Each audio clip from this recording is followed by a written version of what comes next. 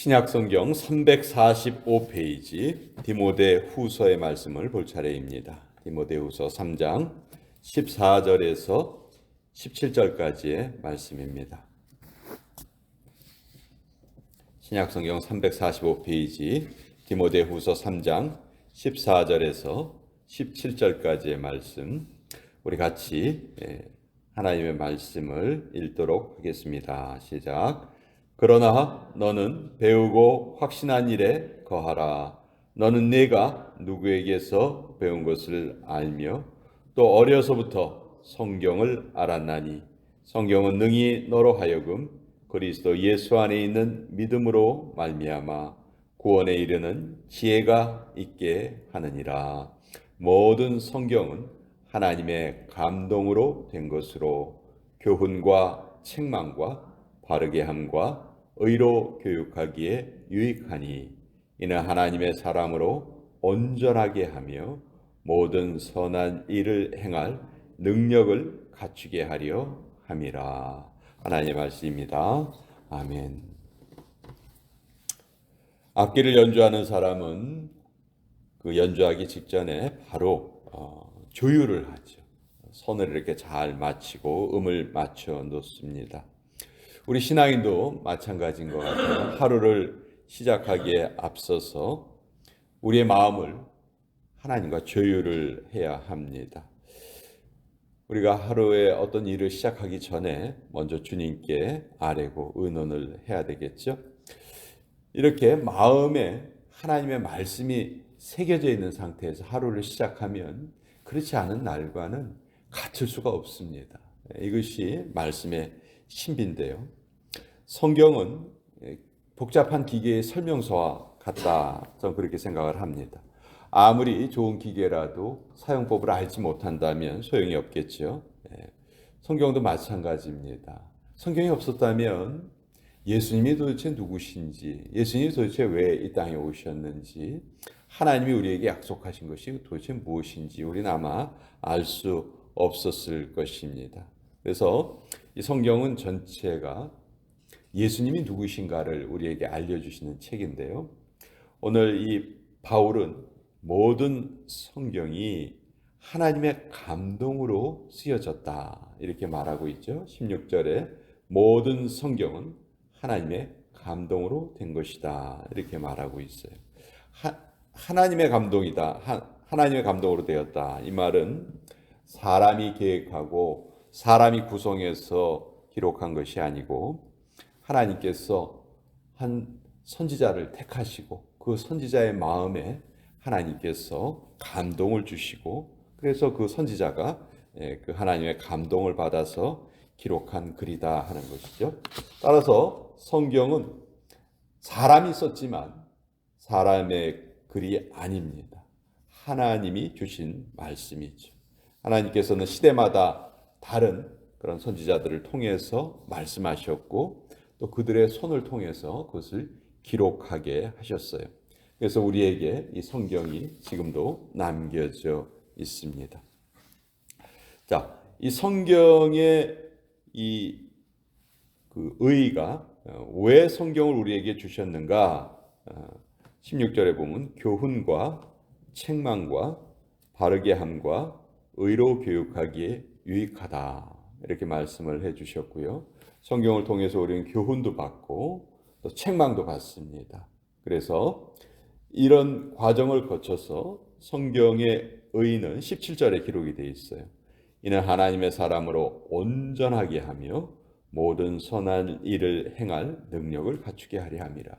우리 크리스찬의 소망이 있다면 다 하나님의 사람으로서 온전케 되고 또 선한 일을 풍성하게 행하는 것이 우리의 소망이겠죠.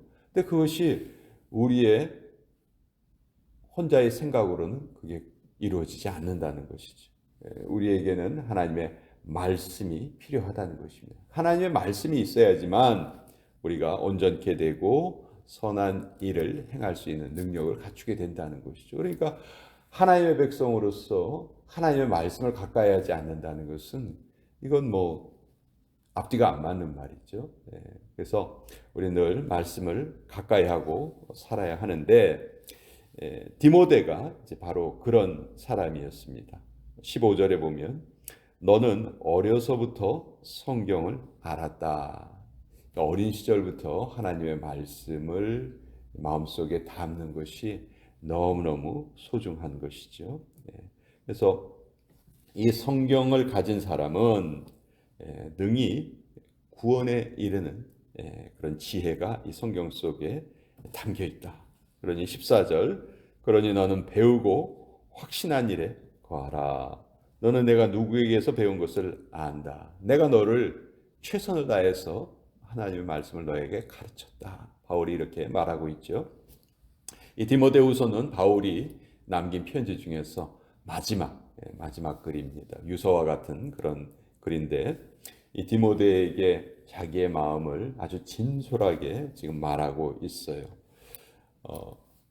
가장 사랑하는 자에게 바울이 남기는 말은 너는 하나님의 말씀에 거해야 된다. 하나님의 말씀에서 흔들리지 말아야 한다. 그래야 네가 온전하게 되고 네가 선한 일을 할 수가 있다. 성경은 한마디로 영원히 거하는 책입니다. 이사야서 40장 8절에 보면 풀은 마르고 꽃은 시드나 우리 하나님의 말씀은 영영이 서리라 이렇게 기록되어 있어요. 나라는 망할지언정 하나님의 말씀은 결코 없어지지 않습니다.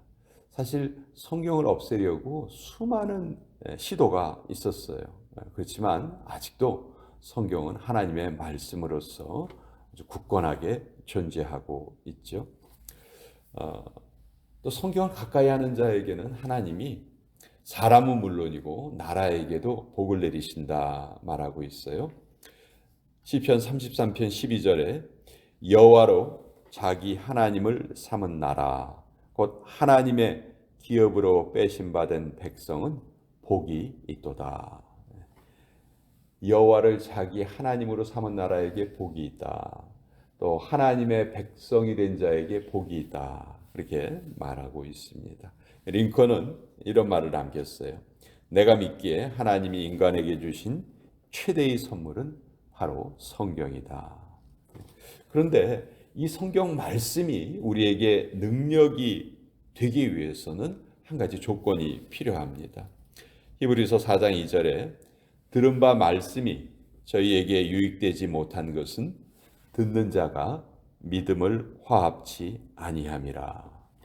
우리가 아무리 하나님의 말씀을 대한다 해도 이것을 하나의 지식으로 대한다든지 이 세상의 다른 책과 똑같이 대한다면 즉 우리의 믿음이 거기에 더해지지 않는다면 하나님의 말씀이 말씀으로서의 능력을 우리에게 주지 못한다는 것이죠. 그래서 우리가 하나님의 말씀을 읽을 때 자세하게 읽고 또 열심히 읽고 그러나 무엇보다도 우리의 믿음이 거기에 더해져야 되겠다. 어떤 면에서 우리는 하나님의 말씀을 읽을 수 있는 특권이 있다. 이렇게 말씀드리고 싶어요. 만약 여러분 누가 우리에게 너 지금부터 절대로 하나님의 말씀을 읽어서는 안 돼. 만약 그렇게 해서 말씀을 못 읽게 했을 때 지금 이 신앙생활을 하는 성도들의 모습을 보면 그 무슨 상관이야? 뭐 지금까지도 안 읽었는데 뭐 앞으로 안 읽는다고 뭐가 달라지겠어? 라고 살아가는 사람들이 있다면 그런 사람들은 사실 무늬만 크리스찬이라고 할 수밖에 없어요. 하나님의 백성으로서의 힘을 얻기 위해서는 말씀을 가까이 하지 않고는 힘을 얻을 수가 없습니다. 마치 우리가 매일매일 살아갈 에너지를 먹기 위해서는 음식을 섭취해야 되죠. 근데 음식을 섭취하지 않고 나는 건강하게 살 거야, 난 힘있게 살 거야. 아무리 그렇게 자기가 결단을 한다 해도 음식을 섭취하지 않으면 그런 힘을 낼 수가 없지요. 똑같습니다. 우리가 하나님의 백성으로 살아가기 위해서는 정기적으로 규칙적으로 하나님의 말씀을 우리가 접해야 된다. 섭취해야 한다. 가장 좋은 거는 우리 마음속에 계속 암송하는 거겠죠. 암송해서 언제 어느 순간에라도 하나님의 말씀이 우리를 지배하는 그런 단계까지 우리가 가야 합니다. 그래서 말씀은 정말 아무리 강조해도 지나치지 않습니다. 그리고 오늘 이 디모데후서 특별히 3장 16절의 말씀, 모든 성경이 하나님의 감동으로 이루어져 있다. 이것은 너무도 잘 알려져 있는 말씀이고, 하나님의 감동으로 되어 있는 거기 때문에 하나님의 감동이 담겨 있다는 말이죠. 우린 다 하나님의 감동을 받기 원하는 사람들입니다. 그렇다면 방법은 다른 데에서 우리가 찾을 수가 없어요. 하나님의 말씀을 우리가 하루에 한 절이라도 꼭 읽어야 되겠다. 그런 시간을 정해야 되겠다. 일단 그런 시간부터 정해야 돼요. 그런 시간을 정하지 않고는 우리가 이런 일을 계속해 나갈 수가 없어요. 또 이렇게 간접적으로 아침 기도에 참석하거나 여기에서 물론 하나님의 말씀 우리가 받습니다. 그렇지만 이것 말고도 내가 개인적으로 하나님의 말씀을 스스로 읽는 시간이 꼭 필요하다는 거예요. 그것이 없으면 늘 우리는 끌려가는 그런 신앙생활을 하게 돼요. 내가 자발적으로 신앙생활을 하기 위한 첫 단계는 하나님의 말씀을 읽고 그 말씀을 붙들고 기도하는 것이다. 그것이 신앙생활의 전 첫걸음이라고 생각을 해요. 수많은 성도들이 아직 그 첫걸음을 내딛지 못하고 있다. 그렇기 때문에 그들의 삶에는 하나님의 능력이 나타나기가 어렵다. 결국은 우리가 하나님의 능력을 나타내는 삶을 살기 위해서는 말씀을 규칙적으로 읽고 그것을 붙들고 기도해야 한다. 오늘 그것을 여러분과 함께 나누어 보았습니다. 자, 오늘 목요일